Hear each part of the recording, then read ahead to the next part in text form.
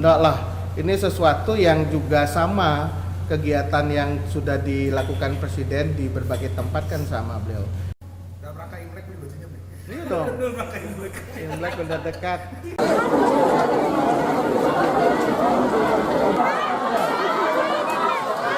Iya, ada beberapa kegiatan beliau tentu terkait dengan pengecekan harga ya, bahan-bahan pokok, dan kemudian juga beberapa kegiatan terkait dengan bansos, bantuan sosial yang memang dilakukan Presiden di beberapa daerah, dan sekarang adalah di Yogyakarta. Ada juga soal program BPJS. Beliau mengecek pelaksanaan dari BPJS dan juga Kartu Indonesia Pintar. Tentu itu adalah satu program yang sudah dimiliki sejak tahun 2014 dan kita pastikan itu betul-betul berjalan di lapangan ya. Nah, area yang akan beliau kunjungi tidak hanya Jawa Tengah tetapi juga Yogyakarta, Gunung Kidul, Bantul, dan Sleman begitu ya, di beberapa tempat yang memang belum sempat beliau kunjungi. Tapi terkait pekan lalu kan Presiden melakukan pertemuan politik ya, udah dengan Ketua PSI, dengan Sekjen PSI juga, terus juga ada pertemuan AHY. Nah itu bisa dijelaskan sih soal dua pertemuan itu? Dan seperti biasa beliau mengisi hari Minggu itu dengan kegiatan olahraga, goes, dan saat itu juga diagendakan untuk bertemu dengan Mas AHY ya, Ketua Umum Partai Demokrat. Dan tentu pertemuan itu dirancang memang sangat santai karena bisa goes bersama, kemudian juga sarapan. Kalau di Jogja pasti makan gudeg ya, gudeg Yujum. Nah, ini sesuatu yang biasa ya dilakukan pertemuan Presiden dengan tokoh-tokoh politik, tokoh-tokoh bangsa. Dan setelah pertemuan dengan Mas AHY, Presiden kan bersilaturahmi dengan Sri Sultan Hamengkubuwono X di Keraton Kilen. Ini juga satu kunjungan silaturahmi seperti biasa beliau lakukan karena setiap beliau menginap di Istana Kepresidenan Yogyakarta di Gedung Agung, beliau menyempatkan untuk silaturahmi kepada Sri Sultan, dan ini adalah silaturahmi juga yang dilakukan oleh beliau pada kunjungan kerja di Yogyakarta dan Jawa Tengah. Saat kunjungan akhir pekan itu kan Pak Presiden bertemu dengan pejabat-pejabat politik ya di Jogja seperti yang tadi disebutkan. Tetapi saat bersama juga di daerah lain ada harlah P3 yang salah satunya juga partai pendukung pemerintah gitu. Setelah Pak Presiden nggak hadir ke harlah PDIP dan sekarang nggak hadir ke harlah P3, apa itu menunjukkan sinyal-sinyal nggak ada? Oh enggak lah, beliau tentu tidak bisa hadir di harlah P3 karena sudah direncanakan untuk beberapa acara di Yogyakarta dan di Jawa Tengah. Di sebelumnya kan agenda yang di hari Sabtunya itu kan agenda Presiden itu kan di Jogja, salah satunya sepak bola. Maksudnya agenda yang sudah direncanakan jauh hari itu apakah juga agenda sepak bola? Nah, itu konteksnya karena kesamaan itu harlahnya P3. Oh, bukan. Itu konteksnya karena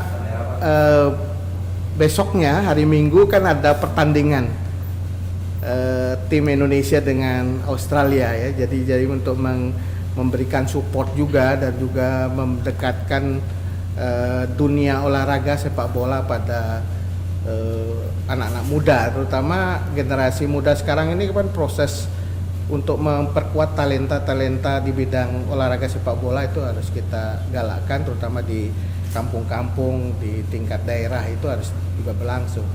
Dan menjelang momen pertandingan itu Presiden menyelenggarakan itu atau hadir di dalam proses latihan yang diselenggarakan klub sepak bola anak-anak. Tapi pergerakan Presiden yang agak intens di Jateng dan DIY itu lebih kemana ya? Karena juga ada sinyalemen, ada kaitannya juga dengan. Enggak lah, ini sesuatu yang juga sama kegiatan yang sudah dilakukan Presiden di berbagai tempat kan sama beliau. Itu memastikan kebutuhan pokok rakyat itu tersedia, memastikan program-program pemerintah itu berjalan, termasuk program prioritas yang terkait dengan masyarakat. Dan memang wilayah yang belum dikunjungi itu harus dikunjungi lagi supaya memastikan itu berjalan. Beli sebelumnya kan waktu ditanya Presiden kira-kira akan ikut kampanye atau tidak, Ya. kan kata Presiden kita lihat nanti. Nah ini Ya. sebelumnya ada pertemuan-pertemuan ini, apakah ini menandakan akan dimulai gitu Beli Presiden melakukan kampanye atau Sampai seperti saat ini kan belum ada rencana akan kampanye. apa? Belum ada itu ya. Belum ada rencana. Mas Kaisang, Berkaitan dengan bansos yang dibagikan Presiden, ini kan belakangan ini juga menuai sorotan. Mhm. Apakah memang bansos itu harus dibagikan sekarang gitu di pemilu tahun pemilu saat ini ya? Dan daya beli masyarakat nih saat ini bagaimana sih sampai bansos itu kemudian harus di Iya, seperti yang sudah saya jelaskan sebelumnya bahwa bansos itu kan kebijakan afirmatif dari pemerintah menghadapi situasi tertentu ya, terutama saat ini kita berhadapan dengan fenomena El Nino. Dan fenomena El Nino ini menimbulkan dampak di mana musim tanam dan juga musim panen itu akan bergeser. Dampaknya tentu pada kesulitan untuk mendapatkan bahan-bahan pokok terutama beras ya, karena memang situasi iklimnya tidak memungkinkan. Yang kedua, situasi global kita juga berhadapan dengan semakin naiknya harga-harga pangan, dan situasi itu tentu akan menimbulkan beban bagi masyarakat, dan salah satu cara untuk merespon persoalan itu adalah dengan membagikan bansos gitu. Karena memang kelompok-kelompok sosial yang berada di lapisan bawah itu memang harus dibantu dalam menghadapi situasi yang sulit ini. Jadi ini sebenarnya kebijakan afirmatif pemerintah yang sumber dananya juga dari APBN ya. Anggaran pendapatan belanja negara ini sumber dana dari rakyat juga. Ya. Tapi kenapa ketika membagikan bansos Presiden tidak mengajak Bulunsos, karena kan bansos ini kan sebenarnya tupoksinya Indonesia juga gitu. Karena terkait dengan cadangan pangan ya, ada Bulog dan Badan Pangan. Jadi lebih pada hal itu, termasuk juga mengecek mengenai keberadaan pangan di setiap daerah. Jadi yang diajak tentu berkaitan dengan itu. bukan karena status kepartaian. Enggak ada status Ini kepartaian. masih ada pertanyaan soal kemarin soal apa dihadirkan Presiden menyampaikan Presiden boleh berkampanye, Iya, ya, oke. juga ada keterangan pers. Iya. Tapi juga ada pandangan bahwa ada pasal 283 itu yang belum diperhatikan. Dan di situ itu ada larangan bagi pejabat negara untuk melakukan kegiatan yang mengarahkan dukungan ke salah satu peserta, Iya. baik sebelum, selama dan sesudah. Iya. Itu gimana tanggapan? Ya, konteks dari pasal itu yang harus kita lihat ya.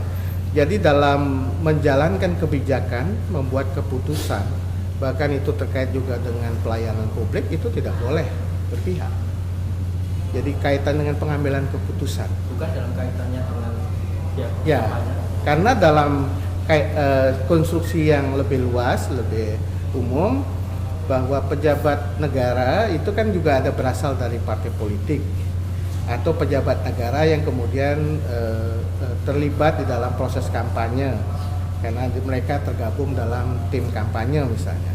Nah, sebab pejabat-pejabat negara seperti itu kan diberikan keleluasaan untuk melakukan kampanye, terlibat dalam kampanye. Nah, tetapi dalam kampanye itu mereka ada pagarnya, ada koridornya, yaitu cuti. Jadi semua atribut sebagai pejabat negara pada saat cuti itu tidak bisa dipergunakan, termasuk di dalam penggunaan fasilitas.